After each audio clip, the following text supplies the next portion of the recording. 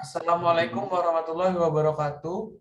Di sini saya dan teman-teman saya dari kelompok 1 akan membahas tentang siklus Carnot.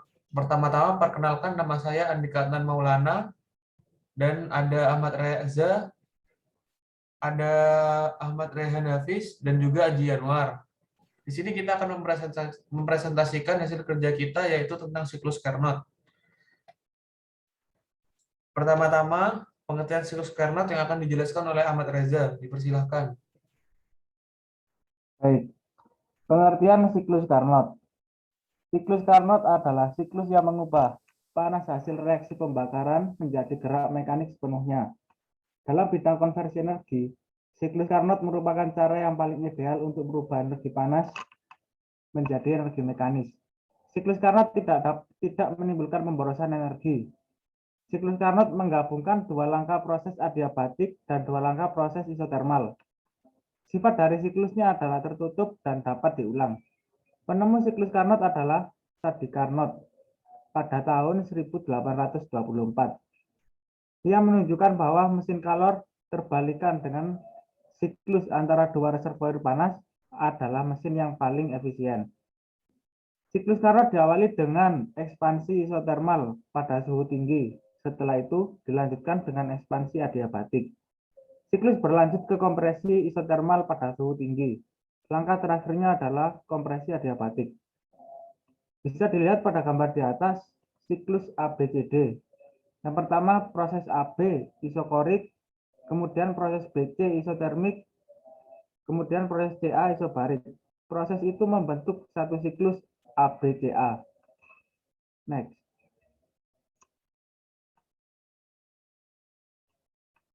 Siklus Carnot.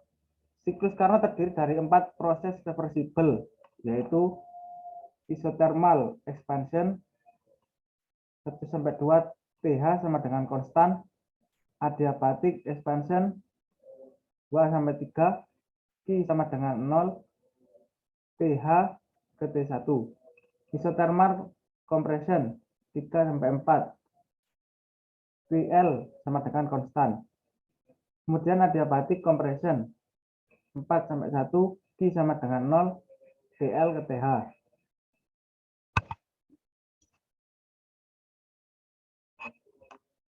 Tahapan siklus Carnot. Dari gambar yang telah ditampilkan tadi ada 4 proses siklus Carnot sebagai berikut. Yang pertama ekspansi isothermal reversible, di mana material atau working substance menyerap kalor Q1 dari reservoir pada temperatur T1 dan sistem melakukan kerja. Kemudian ekspansi adiabatik reversible, di mana working substance berkurang temperaturnya dari T1 menjadi T2 dan sistem melakukan kerja.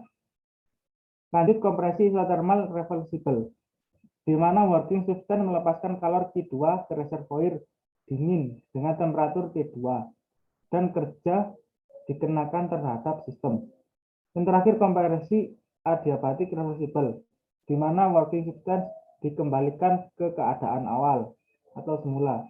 Temperatur sistem berubah dari T2 menjadi T1 dan kerja dikenakan terhadap sistem. Next. Mekanisme kerja siklus Carnot. Karena sistem dikembalikan ke keadaan semula, maka perubahan besaran keadaan atau besaran termodinamika seperti energi dalam maupun entalpi sistem proses adalah 0. Menggunakan hukum 1 termodinamika dapat dihitung kalor dan kerja pada masing-masing tahap proses di atas. Misalnya substansi melakukan kerja adalah suatu gas ideal. Proses ekspansi isothermal reversible, delta U sama dengan delta Q reversible kurangi PdV atau delta U sama dengan delta Q reversible plus delta W. Proses isothermal delta U sama dengan 0, sehingga delta W sama dengan delta Q reversible sama dengan PdV. W1 sama dengan min Q1 sama dengan min nRT ln P2 per V1 atau volume 2 per volume 1.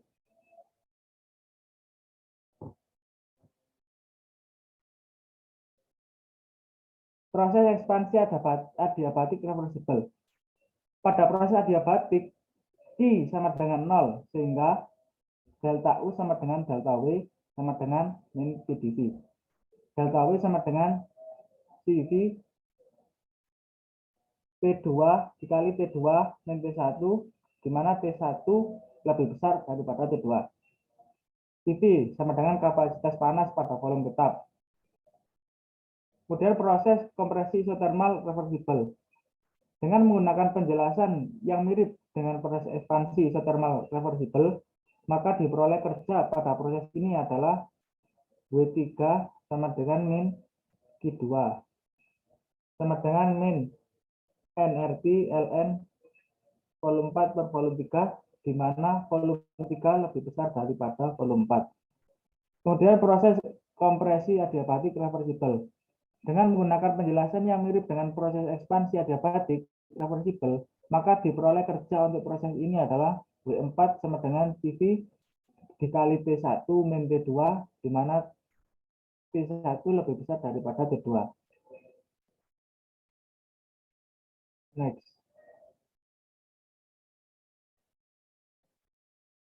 Proses siklus Carnot. Selanjutnya, Pertama, proses siklus Carnot yang akan dijelaskan oleh Ahmad Rayyan Hafiz. Dipersilakan. Baik, selanjutnya yaitu ada proses siklus Carnot. Pertama, proses AB adalah pemuaian isotermal pada suhu T1. Pada proses ini, sistem menyerap kalor Q1 dari reservoir bersuhu tinggi T1 dan melakukan usaha WAB. Kedua, proses BC adalah pemuaian adiabatik. Selama proses ini berlangsung, suhu sistem turun dari T1 menjadi T2 sambil melakukan usaha WBC. Ketiga, proses CD adalah pemampatan isotermal pada suhu T2. Pada proses ini, sistem menerima usaha WCD dan melepas kalor I2 ke reservoir bersuhu rendah T2.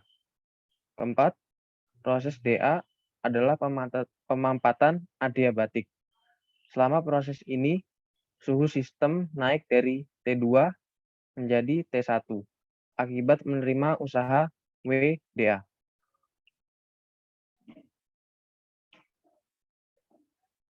Tahapan siklus Carnot. Berdasarkan gambar di atas, dapat dijelaskan siklus Carnot sebagai berikut. Pertama, gas mula-mula berada pada keadaan P1, V1, T1. Ditempatkan pada wadah reservoir bersuhu T1.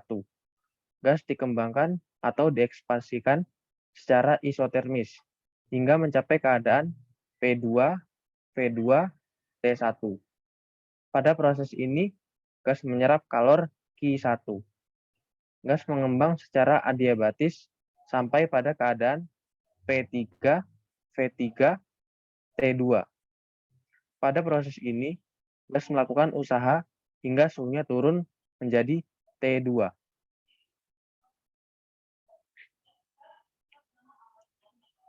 Gas berada pada wadah reservoir yang lebih dingin T2, kemudian ditekan hingga berada pada keadaan P4, V4, T2 secara isotermis. Selama proses ini, gas melepaskan panas kalor Q2. Kelima, gas dikembalikan pada keadaan semula P1, V1, T1. Melalui proses adiabatis. Selama proses ini, gas dikenai usaha. Pada keempat proses di atas, usaha total W dinyatakan sebagai luas kurva A, B, C, D, A. Seperti gambar di samping. Jumlah kalor yang diterima adalah Q1 min Q2. Keenam, pada proses di samping telah terjadi perubahan energi kalor menjadi usaha. Mesin yang melakukan proses dengan mengubah energi panas, kalor, menjadi usaha disebut mesin panas atau mesin kalor.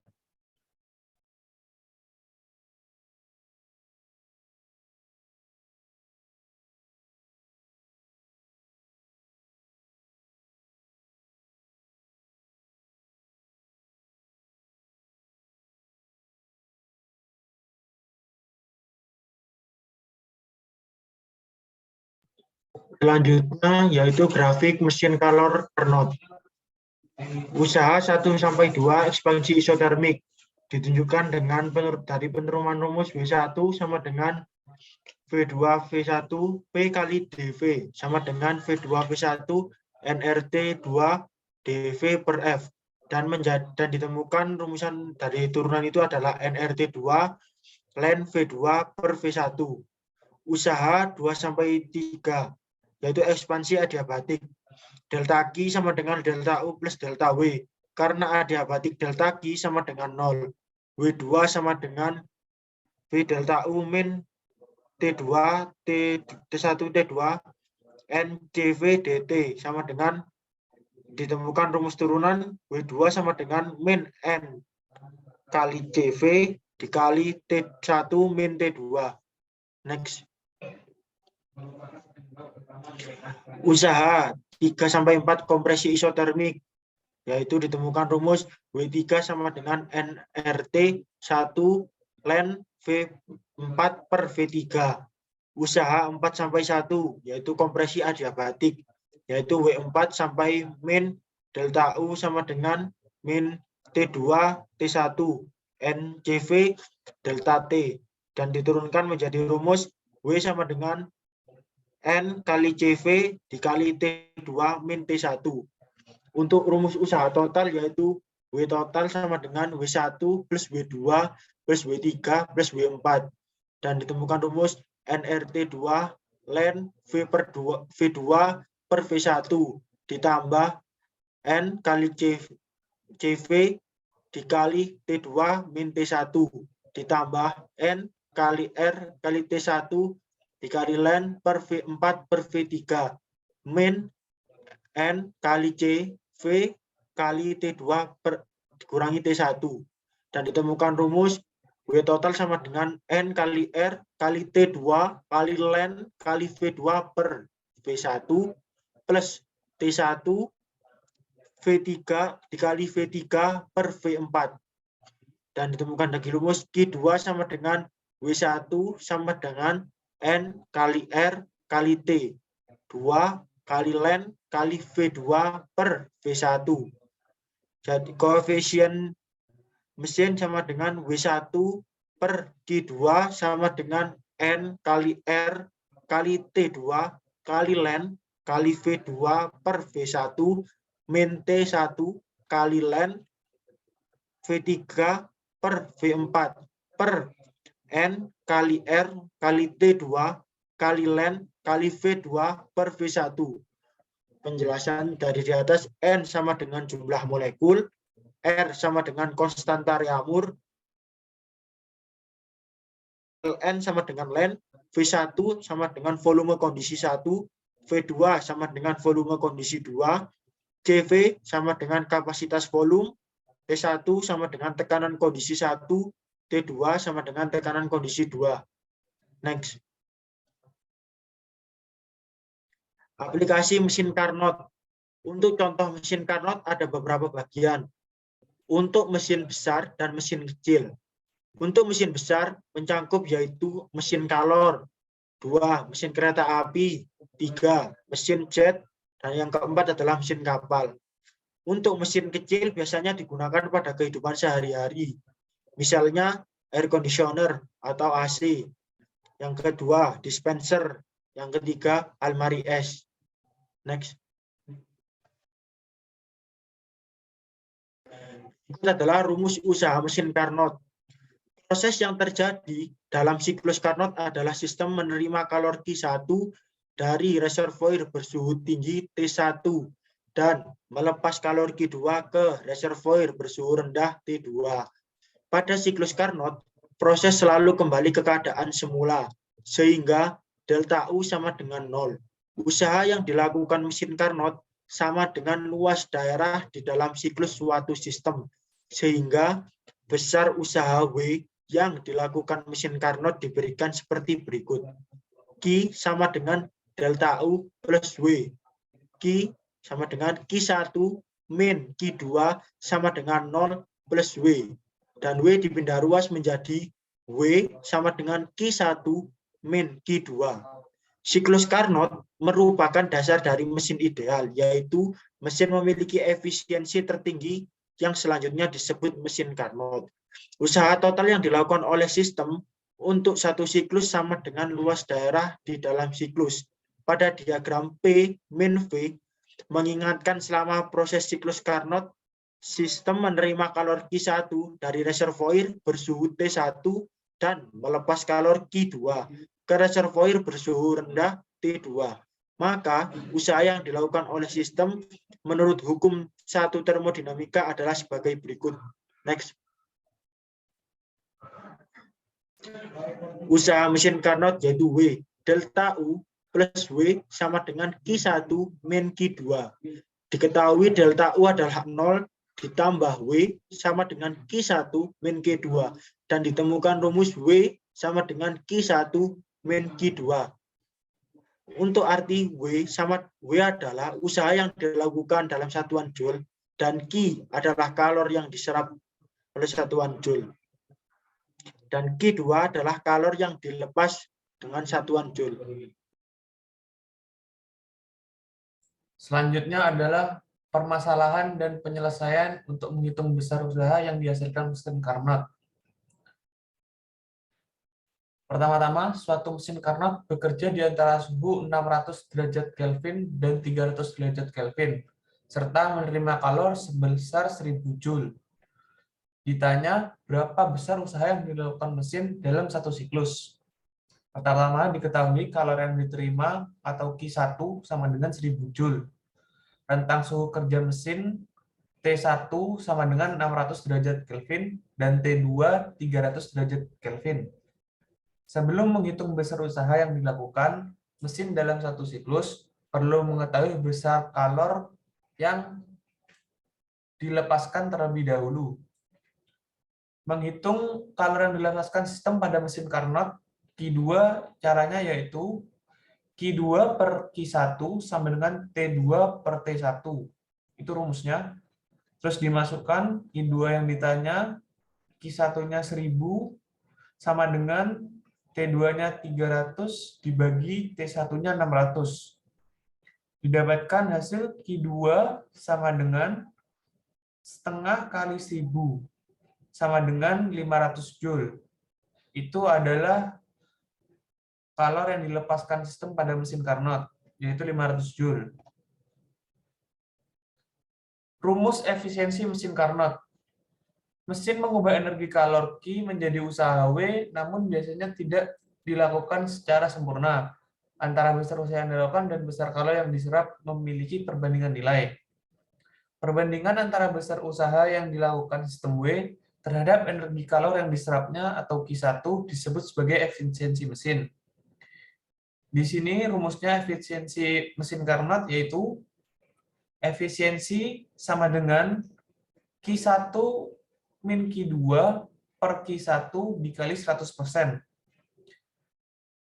Terus disederhanakan menjadi N sama dengan 1 min Q2 per Q1 dikali 100%, atau bisa juga menjadi N atau efisiensi sama dengan 1 min T2 per T1 dikali 100%. Keterangan.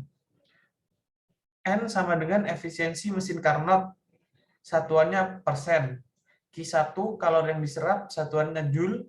Q2 yaitu kalor yang dilepas, satuannya Joule. Dan T1 suhu reservoir bersuhu tinggi, satuannya derajat Kelvin. Dan T2 sama dengan suhu reservoir bersuhu rendah. Next. Untuk mesin kalor, efisiensi mesin H ditentukan dari perbandingan usaha yang dilakukan terhadap kalor masukan yang diberikan. Secara matematis dapat dituliskan sebagai berikut. Efisiensi sama dengan W per Q1 dikali 100%, sama dengan Q1 min Q2 per Q1 dikali 100%, sama dengan 1 min Q2 per Q1 dikali 100%. Untuk siklus Carnot, berlaku hubungan Q2 per Q1 sama dengan T2 per T1, sehingga efisiensi mesin Carnot dapat dinyatakan sebagai berikut. Efisiensi sama dengan 1 min T2 per T1 dikali 100%. Keterangan. H yaitu efisiensi mesin Carnot. T1 sama dengan suhu reservoir bersuhu tinggi atau satuannya Kelvin, dan T2 suhu reservoir bersuhu rendah, satuannya Kelvin. Next. Contoh permasalahan sebuah mesin Carnot yang menggunakan reservoir suhu tinggi bersuhu 800 derajat Kelvin dan memiliki efisiensi 40 derajat. Berapakah suhu pada reservoir bersuhu rendah? Pertama-tama diketahui efisiensi mesin Carnot sama dengan 40%. Suhu pada reservoir bersuhu tinggi atau T1 sama dengan 800 derajat Kelvin. Pertanyaan yaitu, berapa suhu pada reservoir bersuhu rendah atau T2? Pertama-tama kita masukkan rumusnya, yaitu efisiensi sama dengan 1 min T2 per T1 dikali 100%. Efisiensinya tadi diketahui sebesar 40%, berarti 40% sama dengan 100% min T2 per 800 dikali 100%. Dan setelah itu T2 per 800 dikali 100% sama dengan 100% min 40%. 40%-nya dipindah arah ke kanan menjadi min. Setelah itu T2 per 800 dikali 100% sama dengan 60%.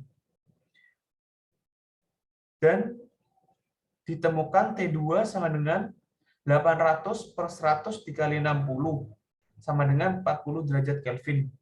Jadi, besar suhu pada reservoir bersuhu rendah mesin Carnot tersebut adalah 480 derajat Kelvin. Kesimpulan siklus Carnot. Efisiensi mesin Carnot merupakan efisiensi yang paling besar karena merupakan mesin ideal yang hanya ada di dalam teori. Artinya, tidak ada mesin yang mempunyai efisiensi melebihi efisiensi mesin Calor Carnot. Berdasarkan persamaan di atas, terlihat efisiensi mesin Calor Carnot hanya tergantung pada suhu kedua tandon atau reservoir. Untuk mendapatkan efisiensi sebesar 100%, suhu tandon T2 harus 0 Kelvin. Hal ini dalam praktik tidak mungkin terjadi. Oleh karena itu, mesin Calor Carnot adalah mesin yang sangat ideal. Hal ini disebabkan oleh proses Calor Carnot merupakan proses reversible, sedangkan kebanyakan mesin biasanya mengalami proses irreversible atau tak terbalikan, tidak seperti mesin Carnot. Sekian, sebentar. Ini kita ada video yang mungkin bisa kita tampilkan sebagai salah satu referensi kita.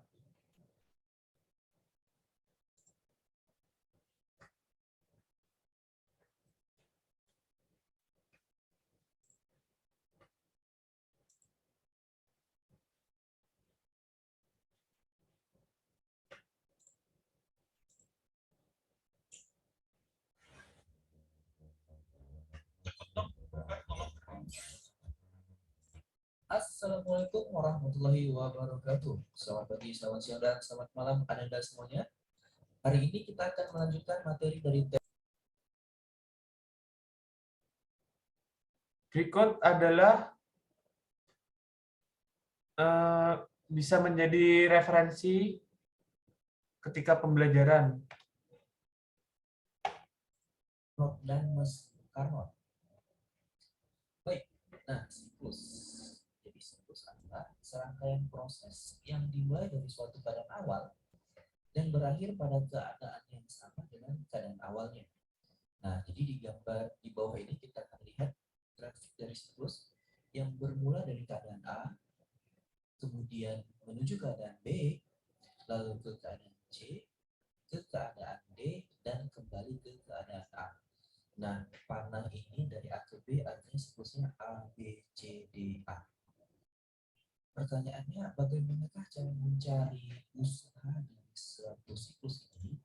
Nah, cara mencari usahanya cukup dengan mencari luas bidang yang dikelilingi oleh siklus ini, atau luas bidang yang dikelilingi oleh grafik ABCDA ini, gitu ya. Nah, apabila putaran siklusnya searah jarumnya, maka usahanya bernilai positif. Dari gambar ini kan dia dari A ke B, B ke C, C ke D, D ke A, ini berarti searah dengan putaran tunjang. Maka usaha dari siklus ini bernilai positif. Nah, sebaliknya apabila arah putaran siklus berlawanan dengan jarumnya, maka nilai usahanya bernilai negatif. Nanti misalnya kayak gini, panahnya bukan dari A ke B, tapi dari A ke D, kemudian ke C, ke B, ke A. Kalau putaran seperti ini kan berlawanan arah putaran jarum jam, gitu ya. Nah, maka nanti ini usahanya bernilai negatif. Baik, kita coba soalnya. Gambar di bawah suatu kesenian mengenai proses siklus seperti pada diagram di bawah. Usaha yang dihasilkan pada proses AB, proses CD, dan usaha siklus itu adalah, dan ini yang ada di proses A ke B. Masih ingat ya, kita mencari usaha pada grafik nanti. Hanya dari A ke B, maka untuk mencari usahanya, yaitu dengan mencari luas di bawah grafik AB. Nanti luasnya yang ini penuh dari sini kembali sampai bawah. Nah, ini berarti bentuknya adalah persegi panjang, gitu ya. Nah, maka usahanya adalah tekanan dari perubahan.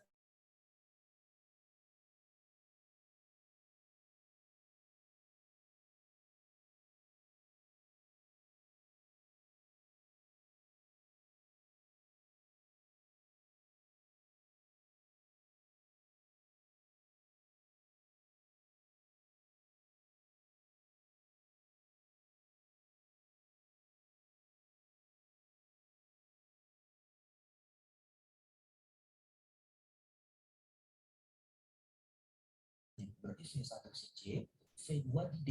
Nah, kita lihat bagaimana cara mencari usahanya dengan menghitung luas dari grafik CD, gitu ya. Berarti yang ini luas CD, ini saja di bawah si CD. Oke, kita lihat angkanya. Nah, B delta V lagi rumus usahanya dari sini P-nya adalah 1 kali 10 per 5 kali delta V. Delta V itu berarti V2 yang 2, V1-nya yang 4. Maka 2 per 4 sama dengan minus 2 kali 10 minus 2 kali 10 per 5 joule. Jadi pada proses CD ini kita dapatkan bernilai negatif proses. Baik, sekarang kita lihat usaha dari satu siklus A, B, C, D. Ya, usaha pada siklus A, B, C, D. Nah, dari diagram PP-nya usaha siklus tersebut luas dari A, B, C, D itu sendiri. Nah, A, B, C, D ini adalah berbentuk persegi panjang. Maka dengan mencari luasnya ini. Nah, yang pertama dari sini kemarin berarti kan 3 kurang 1 kali 10 per 5, gitu ya. Lalu dikali dengan di sini 4 kurang 2. Oke, dikalikan adalah 3 kurang 1, 2, 4 kurang 2, 2. Kita kalikan menjadi 4 kali 10 pangkat 5 joule. Nah, usahanya bernilai positif. Kenapa? Karena pada proses ini siklusnya setara putaran jarum jam dari A ke B, B ke C, C ke D, dan terakhir D ke A. Oke, misalnya kalian ditanya berapakah usaha dari proses B ke C, B ke C. Nah, ini kan tidak terjadi perubahan volume, maka di sini usaha bernilai 0. Nah, misalnya kita lagi berapakah usaha dari proses B ke A, ini juga nilai usahanya sama dengan 0. Oke, baik, kita lanjutkan ke materi berikutnya, yaitu tentang siklus Carnot dan mesin kalor Carnot. Nah, jadi dalam termodinamika, kita mengenal adanya siklus Carnot yang ditemukan oleh Carnot, ya bahkan sebelum hukum termodinamika pertama itu sendiri ditemukan. Nah, bagaimana siklus Carnot? Jadi, secara umum ya, ada 4 proses dalam siklus Carnot. Nah, ini ya, jawabannya. Pertama, prosesnya ini, dari ini seperti ini. Ada yang masih ingat ini namanya proses apa? Yang grafiknya seperti ini. Nah, ini namanya adalah proses isotermik, ya. Dari keadaan A, di mana volumenya V1 menjadi keadaan B, di mana volumenya V2, di mana pada proses isotermik ini sistem menyerap kalor dari lingkungan. Kita katakan namanya Q tinggi, ya. Kalor yang diserap oleh si sistem namanya Q tinggi dari reservoir suhu tinggi, ya. Jadi dari proses A ke B ini suhunya tetap isotermik, kita sebut suhunya T yang tinggi. Nah, ini adalah proses pemuaian dengan cara isotermik, yaitu dari A ke B. Nah, proses yang kedua dari B ke C, nah dia masih ada, ini namanya grafik adiabatik, ya. Nah, jadi pada adiabatik ini suhunya berubah dari yang semula suhu tinggi menjadi suhunya rendah, gitu ya. Jadi yang semula volume V2 menjadi V3. Nah, di sini juga masih pemuaian dengan cara adiabatik. Nah, adiabatik di sini di sistem tidak menyerap kalor, tapi suhunya berubah. Nah, proses berikutnya adalah dari C ke D. Nah, dari C ke D ini prosesnya juga isotermik, ya. Tapi terjadi pada suhu T rendah. Nah, bedanya dengan yang T tinggi tadi, di sini sistem melepaskan menuju reservoir yang suhu rendah. Kalau pada proses A, B tadi sistem menyerap kalor namanya Q yang tinggi, Q yang besar. Pada proses C ke D isotermik kedua, sistem melepaskan kalor ke lingkungan sebesar Q rendah. Nah, karena pada proses ini volumenya berkurang dari V3 ke V4, lihat yang ini kalau ke kiri volumenya berkurang, maka kita katakan proses ini namanya pemampatan. Mampat itu artinya volumenya berkurang. Kalau mulai ini tadi proses 1 dan 2, volumenya naik. Nah, pemampatan dengan cara isotermik itu dari C ke D. Baik, proses yang terakhir adalah dari B kembali ke A. Nah, di sini juga terjadi proses yang kita sebut namanya adiabatik karena tidak menyerap kalor atau melepas kalor dari lingkungan. Nah, pada proses adiabatik yang kedua ini volumenya berkurang, kita katakan pemampatan. Oke, kemudian ini kalau masih ingat nih, cara mencari usaha dalam suatu siklus adalah dengan mencari luas yang dikelilingi oleh grafik ini. Berarti W yang dilakukan oleh sistem itu akan sama dengan luas dari keliling grafik ini. Maksudnya dikelilingi bidang yang dikelilingi grafik ini, ya. Oke, dari sini kita bisa menemukan rumus yang baru, ya. Jadi kalau yang diserap oleh lingkungan masuk ke dalam sistem menjadi usaha dan ada kalor sebagian yang dilepaskan sebenarnya Q rendah. Nah, jadi Q tinggi maksudnya yang diserap oleh sistem dengan usaha yang bisa dilakukan oleh sistem ditambah kalor rendah yang dilepaskan oleh sistem itu. Oke, selanjutnya kita mau melihat efisiensi dari mesin Carnot. Nah, karakteristik mesin kalor Carnot dinyatakan dengan efisiensi mesin. Nah, ini efisiensi mesin, simbol ini dibaca eta. Nah, bagaimana cara mencari efisiensinya? Yaitu perbandingan usaha yang dilakukan atau W yang dilakukan tadi W yang disebutkan dengan kalor yang diserap oleh mesin yaitu Q tinggi. Kalau secara rumus efisiensi sama dengan usaha yaitu W per kalor yang diserap yaitu Q tinggi kali 100%. Nah, kita juga bisa memodifikasi rumus ini ya dari rumus yang tadi Q tinggi sama dengan W tambah Q rendah. Maka rumusnya adalah Q tinggi dikurang Q rendah. Nanti boleh juga masuk ke sebenarnya kemarin jadi rumus yang baru. Nah, berikutnya adalah cara mencari efisiensi dari suhunya ya, efisiensi sama dengan 1 dikurang T rendah per T tinggi dikali 100%. Jadi kita lihat guys, T rendah adalah temperatur pada reservoir rendah suhu 1 Kelvin. T tinggi adalah temperatur pada reservoir suhu tinggi suhu 1 Kelvin juga, dan QR adalah kalor yang dibuang pada reservoir suhu rendah 1 Joule, dan QT Q tinggi adalah kalor yang diserap pada reservoir suhu tinggi. Nah, jadi ini aja caranya. Kalor yang diserap itu adalah yang bersuhu tinggi ya, kalor yang tinggi. Maka temannya QT adalah TT, temperatur pada reservoir suhu tinggi. Sementara kalori yang dibuang oleh sistem itu pada reservoir suhu rendah memiliki temperatur atau suhu yang lebih rendah, DR. Oke, baik, kita lihat contoh selanjutnya. Perhatikan gambar di bawah ini. Jika kalori yang diserap reservoir suhu tinggi adalah 1200 Joule, tentukanlah satu, efisiensi mesin Carnot. Yang kedua, usaha mesin Carnot. Dan yang ketiga, reservoir suhu rendah. Besar suhunya di reservoir suhu rendah ya. Oke, yang pertama yang diketahui adalah kalor yang diserap reservoir suhu tinggi 1200 Joule. Berarti ini adalah QT sama dengan 1200 Joule. Dan berikutnya dari gambar. Nah, dari gambar kita bisa lihat dari proses A ke B ini pemuaian secara isotermik. Nah, ini tadi adalah T tinggi ya, TT. Dan diagram PV kita dapatkan suhu tingginya sama dengan 227 Celcius. Ya, satunya Celcius kita ganti ke Kelvin menjadi 500 Kelvin. Nah, dari siklus CD. Nah, dari CD isotermik yang kedua, ketahui suhunya 27 derajat Celcius, maka ini menjadi TR sebesar 27 Celcius sama dengan 300 Kelvin. Dari TR dan TT ini kita bisa mencari efisiensi. Nah, rumus efisiensi adalah 1 dikurang T rendah per T tinggi kali 100%. Kita masukkan angka-angkanya dengan 300, T tingginya 500, T 300 sama 500 bisa kita coret nomor 2 ya, menjadi 1 kurang 3 per 5. Nah, sementara berikutnya menjadi 5 per 5 kurang 3 per 5. 5 kurang 3 sama dengan 2 per 5. 2 per 5 kali 100 menjadi 40%. Maka efisiensi dari mesin Carnot ini sebesar 40%. Berikutnya adalah usaha mesin Carnot. Nah, tadi kan rumus usaha itu tidak hanya yang ini, juga W per Q dari 100%. Kita masukkan efisiensinya 40%, ya, W-nya yang ditanya, Q tingginya 1200, ya kan? Nah, kita coret persennya habis, 0-nya 2-nya habis, ya, berarti tinggal 1240, sebenarnya 440. Terakhir adalah tentukan besar kalor pada reservoir suhu rendah. Nah, dari rumus QT sama dengan W tambah QR, kita bikin QM sama dengan QT kurang W, menjadi QT-nya sama dengan 1200 kurang W 480, dapatlah QM sama dengan 770 Joule. Oke, semuanya mungkin sampai sini dulu materi pelajaran kita hari ini. Baik, itu mungkin bisa menjadi referensi sebagai pembelajaran pada siklus mesin Carnot.